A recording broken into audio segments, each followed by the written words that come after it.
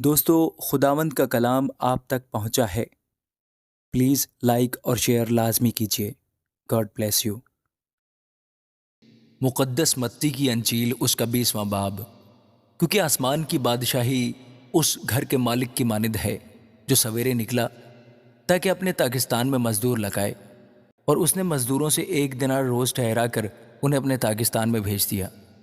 پھر پہر دن چڑھے کے قریب نکل کر اس نے اوروں کو بازار میں بیکار کھڑے دیکھا اور ان سے کہا، تم بھی تاکستان میں چلے جاؤ، جو واجب ہے تم کو دوں گا۔ بس وہ چلے گئے۔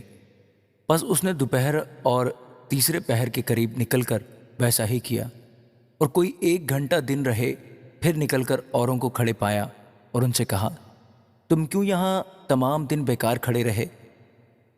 انہوں نے اس سے کہا، اس لیے کہ کسی نے ہم کو مزدوری پر نہیں لگایا۔ اس نے ان سے کہا، تم بھی تاکستان میں چلے جاؤ۔ جب شام ہوئی تو تاکستان کے مالک نے اپنے کارندہ سے کہا کہ مزدوروں کو بلا اور پچھلوں سے لے کر پہلوں تک ان کی مزدوری دے دے۔ جب وہ آئے جو گھنٹہ بھر دن رہے لگائے گئے تھے تو ان کو 1 دینار ملا۔ جب پہلے مزدور آئے تو انہوں نے یہ سمجھا کہ ہم کو زیادہ ملے گا، اور ان کو بھی 1 دینار ملا۔ جب ملا تو گھر کے مالک سے یہ کہہ کر شکایت کرنے لگے کہ ان پچھلوں نے 1 گھنٹہ کام کیا ہے اور تو نے ان کو ہمارے برابر کر دیا، جنہوں نے دن بھر کا بوجھ اٹھایا اور سخت دھوپ سہی۔ اس نے جواب دے کر ان میں سے ایک سے کہا، میاں، میں تیرے ساتھ بے انصافی نہیں کرتا کہ تیرا مجھ سے 1 دینار نہیں ٹھہرا تھا؟ جو تیرا ہے اٹھا لے اور چلا جا۔ میری مرضی یہ ہے کہ جتنا تجھے دیتا ہوں اس پچھلے کو بھی اتنا ہی دوں۔ کیا مجھے روا نہیں کہ اپنے مال سے جو چاہوں سو کروں، یا تو اس لیے کہ میں نیک ہوں بری نظر سے دیکھتا ہے؟ اسی طرح آخر اول ہو جائیں گے اور اول آخر۔ اور یروشلم جاتے ہوئے یسوع 12 شاگردوں کو الگ لے گیا اور راہ میں ان سے کہا، دیکھو ہم یروشلم کو جاتے ہیں، اور ابن آدم سردار کاہنوں اور فقیہوں کے حوالہ کیا جائے گا، اور وہ اس کے قتل کا حکم دیں گے اور اسے غیر قوموں کے حوالہ کریں گے تاکہ وہ اسے ٹھٹھوں میں اڑائیں اور کوڑے ماریں اور مصلوب کریں، اور وہ تیسرے دن زندہ کیا جائے گا۔ اس وقت زبدی کے بیٹوں کی ماں نے اپنے بیٹوں کے ساتھ اس کے سامنے آ کر سجدہ کیا اور اس سے کچھ عرض کرنے لگی۔ اس نے اس سے کہا کہ تو کیا چاہتی ہے؟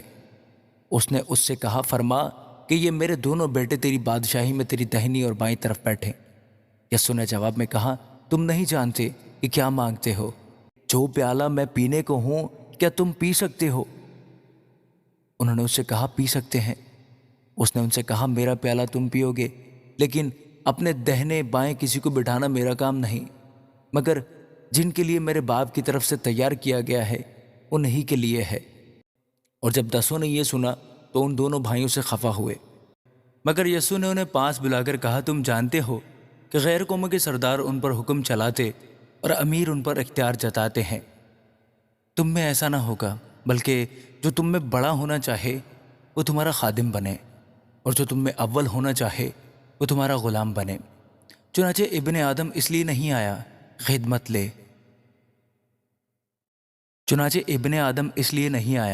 کہ خدمت لے، بلکہ اس لیے کہ خدمت کرے اور اپنی جان بہتیروں کے بدلے فدیہ میں دے۔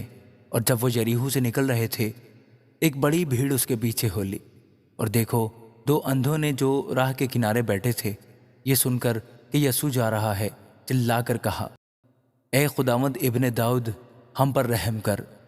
لوگوں نے انہیں ڈانٹا کہ چپ رہیں، لیکن وہ اور بھی چلا کر کہنے لگے، اے خداوند ابن داؤد، ہم پر رحم کر۔